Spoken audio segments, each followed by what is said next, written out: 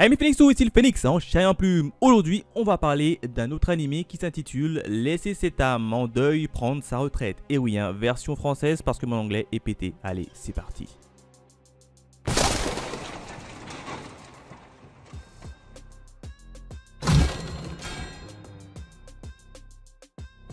Qu'est-ce que j'ai pensé de cette série? Eh ben ma foi, j'ai été agréablement surpris. Après un épisode 1 qui était un peu mitigé pour ma part, hein, je savais pas sur quel pied danser avec cette série. Et ben très vite, je me suis rendu compte avec l'épisode 2 et l'épisode 3 que c'était un animé tout simplement what the fuck. Hein. C'est un animé qui va partir dans tous les sens et qui va exploser à chaque fois.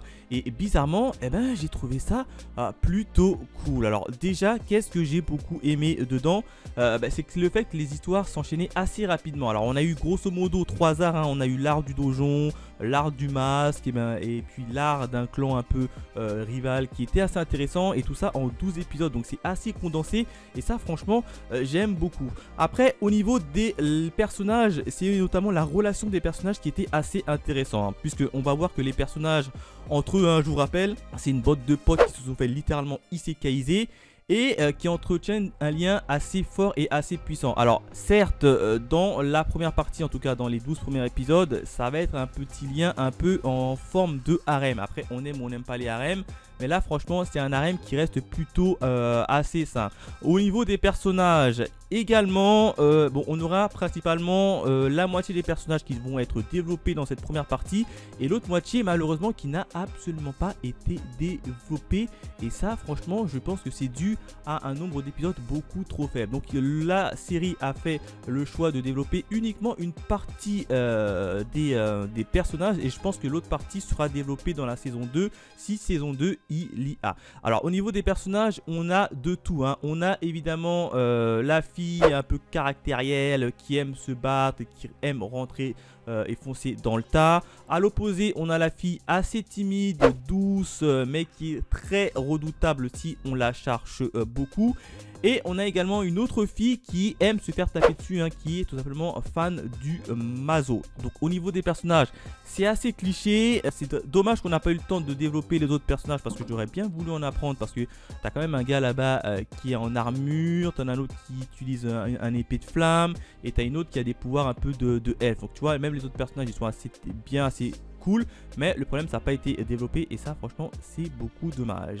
Autre point également, c'est l'avancée de l'histoire. Et oui, hein, comme je vous ai dit, l'avancée de l'histoire avançait assez rapidement, c'était assez cool à suivre, et il y a quand même un petit fil rouge, hein. Le fil rouge c'est quoi? C'est tout simplement Gray qui veut prendre sa retraite, mais tout le monde lui en empêche parce qu'il pense qu'il est assez puissant.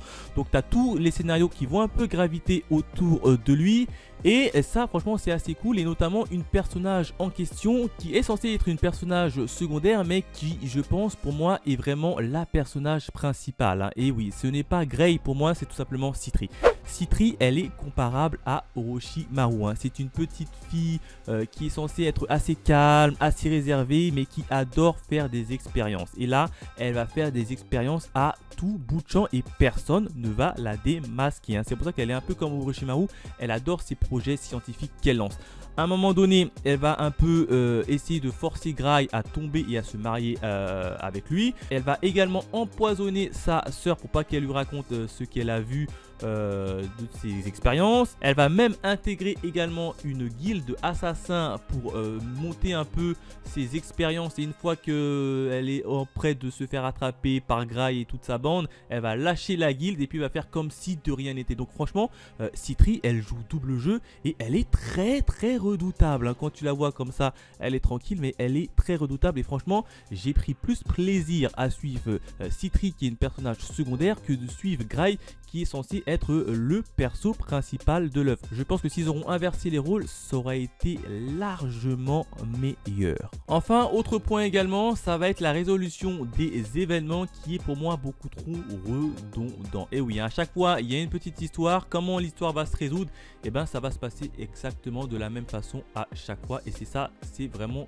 quand même un peu trop dommage. Alors quand on sait comment ça va se passer, il n'y a pas réellement d'explication en plus de ça, hein. Ça va être une succession d'événements qui va permettre à Gray d'en tirer tous les bénéfices alors qu'il n'a strictement rien fait. Et je vous rappelle, Gray, il est complètement nul à chier, mais tout le monde croit qu'il est hyper cheaté.